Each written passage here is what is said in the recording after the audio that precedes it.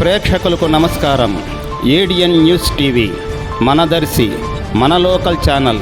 ADN news TV ప్రేక్షకులకు నమస్కారం. వార్తలు చదువుతుంది మీ ప్రసన్నారాం.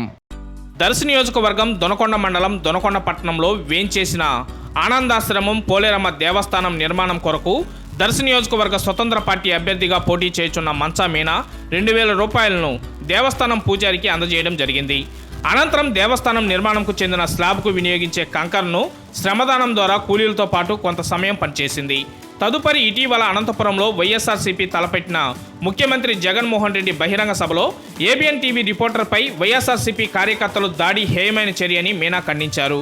ఈ సందర్భంగా ఆమె ADN news TV local channel reporter Jupalli కోటేశ్వరరావుకి ఇచ్చిన ఇంటర్వ్యూలో మాట్లాడుతూ, పత్రికలు కష్టపడి వాస్తవాలను ప్రభుత్వం దృష్టికి తీసుకుపోవడం, సమస్యలను పరిష్కరించే దిశగా పనిచేస్తున్న మీడియా మిత్రులపై దాడి చేయడం హేయమైన సంఘటన అని అన్నారు. తాను వచ్చిన వెంటనే మీడియా సోదరులకు తాను సహాయ సహకారాలు అందిస్తానని ఆమె ఈ సందర్భంగా తెలిపారు. నమస్తే. ఈ మధ్యకాలంలో మనం విన్న న్యూస్ ఏంటంటే కృష్ణ గారు తెలుసు కదా, మన మీడియా మిత్రుల మీద దాడి అయితే జరిగింది. ఈ హేయమైన దాన్ని నేను గట్టిగా ఖండిస్తున్నాను. ప్రజెంట్ మీడియా మిత్రులు ఎవరైతే ఉన్నారో వాళ్ళు రాత్రి పగలు కష్టపడి మన నాయకుల కోసం కానీ న్యూస్ కోసం కానీ వాళ్ళ ఫ్యామిలీలను వదిలిపెట్టేసి ఎక్కడెక్కడికో న్యూస్ కవర్ చేయడానికి తింటారో తినరో టైంకి తెలియకుండా వాళ్ళు వెళ్తూ ఉంటారు. వాళ్ళు ఏదైతే ఉందో నిజాన్ని నిజంలాగే చూపించడానికే ప్రయత్నం చేస్తారు మీడియా మిత్రులు ఎవరైనా కూడా. మరి అలాంటి మిత్రుల్ని మీరు ఇలా బహిరంగంగా ఒక నీచంగా మరి దారుణంగా మీరు ఆ కృష్ణ గారిని మీరైతే అలా కొట్టడం నేను తప్పని తీవ్రంగా ఖండిస్తున్నాను.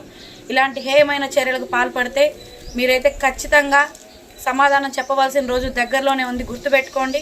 ఎందుకు కొడతారండి మీడియా మిత్రులను అసలు చెప్పండి?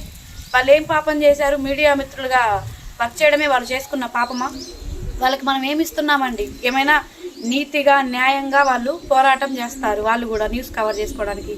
అలాంటి వాళ్ళను మీరు ఇలా ఇబ్బంది పెట్టడం ఇది హేయమైన చర్యగా నేను భావిస్తున్నాను. గుర్తుపెట్టుకోండి. నేను వచ్చిన వెనువెంటనే మన మీడియా మిత్రులందరికీ కూడా నేను నా సహాయ సహకారాలను అందిస్తానని దర్శి నియోజకవర్గ స్వతంత్ర అభ్యర్థిగా నేను హామీ ఇస్తున్నాను.